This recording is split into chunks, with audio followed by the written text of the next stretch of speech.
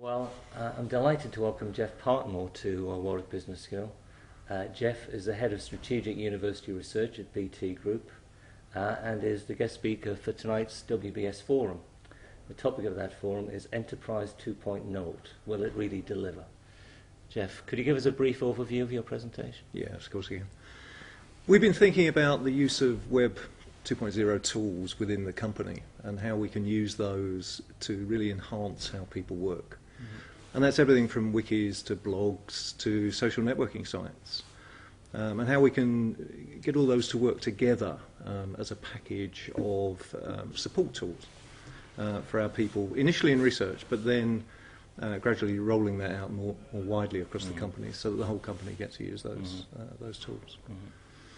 I mean, this is a really interesting area because people have talked about the promise of this technology for quite a long time, and we're still trying to realise it. I suppose one of the concerns that people have at the moment, given the current economic climate, is, do you think companies are really prepared to embrace new technology? Are they going to become much more conservative in their approach?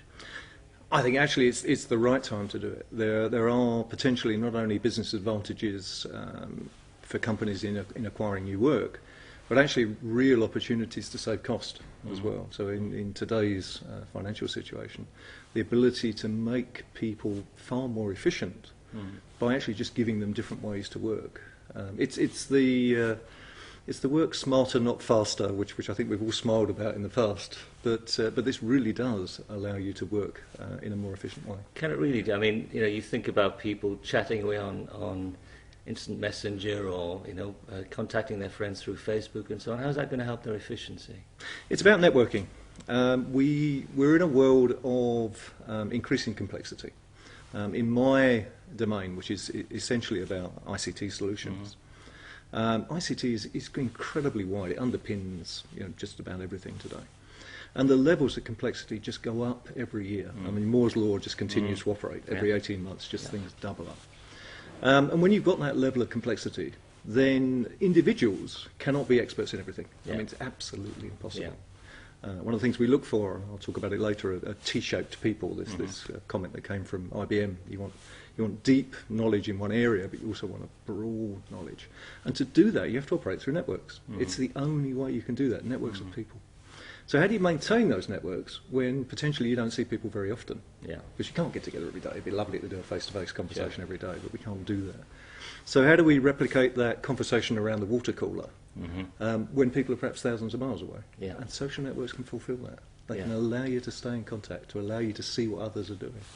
But can everyone do this? Because I'm very conscious that being of a slightly older generation myself than many of my colleagues, a lot of my colleagues are using things like Facebook and so on, or LinkedIn, and they're very comfortable with this technology. But isn't there a bit of a generation gap between older and younger employees? Well, firstly, let me say I've been on Facebook a long time. I've been involved in the internet a long time, and I'm 57, so I don't think there's a great age thing there. And interestingly, the largest growth in any group on Facebook, take for instance, are the over 30s. So there's this perception it's for young people. But no, I don't think it is. I think anybody can use it. So anyone can use it, anyone can develop and build these social networks, but are they really resilient in the face of the kind of changes we have at the moment? I mean, when you lose large numbers of people in a company, don't you start to find gaps in the social networks within that company? Well, then again, that's where the whole managing of knowledge within a company becomes so important. So actually getting people to write things down, and this is where we're using wikis and blogs. Because you can actually get information down very quickly. I worked on quite a complex paper just recently with a couple of my researchers, and within a day and a half it was finished. We'd sketched the thing out, we'd almost whiteboarded, if you like, on a wiki. We'd all gone away then to our separate areas, our offices, our different places of work. We'd all worked on it, and then within a day and a half you got a complete report. It allows you to be incredibly efficient. So these are these kind of much vaunted collaboration tools that people talk about that allow people to work together much more effectively, more intensively, and hopefully produce high quality results as a consequence of that. Yeah, I mean, I think there's always a bit of a concern with take the wiki, for instance. Can I keep it as a document where I know which version I'm on? I can track who's made changes. in reality, some of the really good wiki tools that are out there, the sort of thing that Wikipedia uses, there's a superb tracking system in the back that actually monitors exactly who's made a change and what that change was, and allows you to go back if you want to. Very powerful tool. And yet, I mean, there's a certain scepticism on the part of some commentators, certainly myself, that we see these new waves of technology coming through on the internet, and every few years something new comes along. And a few years ago it was blogs, and now it's wikis, and they don't always kind of realise the potential that people talk about for them. I mean, how do we distinguish, the really useful benefits of these technologies from the hype? No, absolutely. And firstly, let's look at the timescale. Take Wikipedia and MediaWiki, which has come out of that, the wiki tool. 2001, Wikipedia was launched. That's now coming 8 years ago. And this is a mature tool. It's been about a long time. It has an enormous amount of users. So, and you even look at YouTube, 2004. So, again, 5 years that tool's been around. These are becoming very, very mature tools. We tend to think of them as only appearing fairly recently because the numbers of users have only gone up to astronomical levels just recently. But they've been about quite a long time. And in fact, the earliest wiki was back in the 1990s. So they've been about a long time.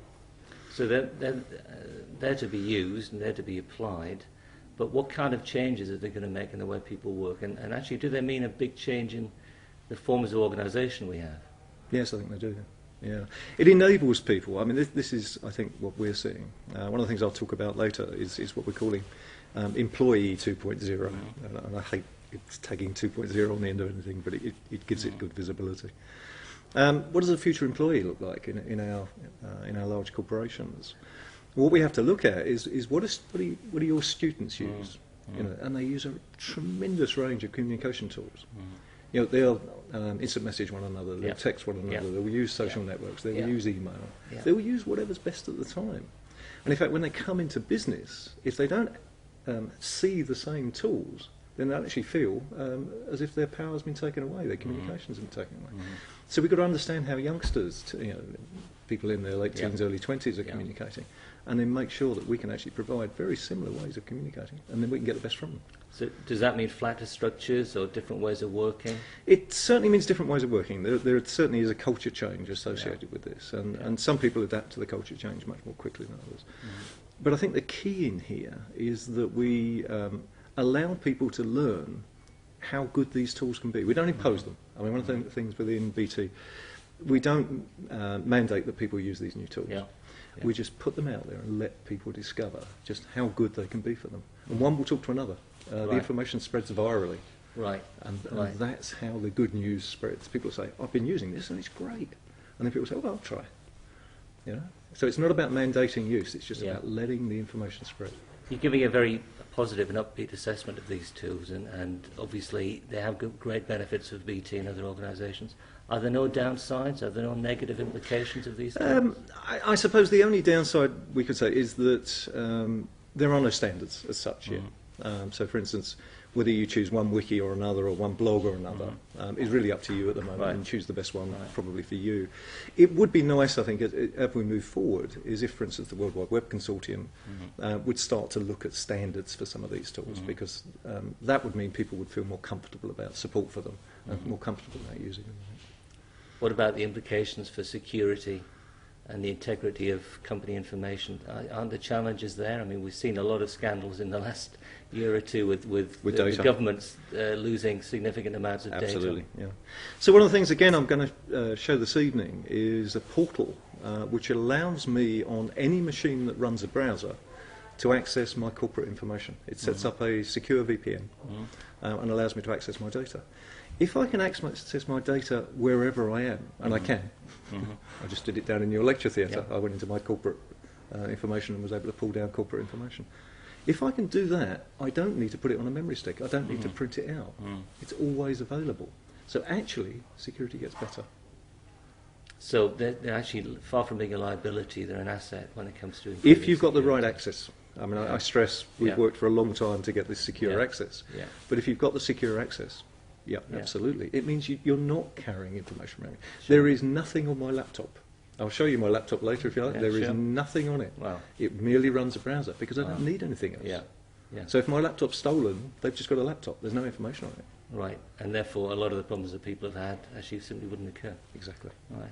Well, just a final couple of thoughts, really, in terms of where we're going with this technology, because we're always looking at the implications of these new internet-based technologies for business, and hence the term Enterprise 2.0. Do you think we're really starting to see, the implications of these technologies for the way businesses work, or is this part of a much longer-term process? I think there's more to come. And certainly the embracing of these tools is happening amongst large organisations. I spent time last week with GE and just before Christmas with IBM. Okay, very large organisations. They're actually 3 times the size of BT. These are over 300,000 employees. Yeah. But they've embraced this technology, absolutely. Because sharing knowledge across a company is key. And identifying experts within a company is also absolutely key. And these tools allow you to do that. And if you identify experts, that presumably means that you have much better access to the kind of knowledge and information which helps drive the business forward. Absolutely. Right. Yeah. Okay, thank you very much, Jim.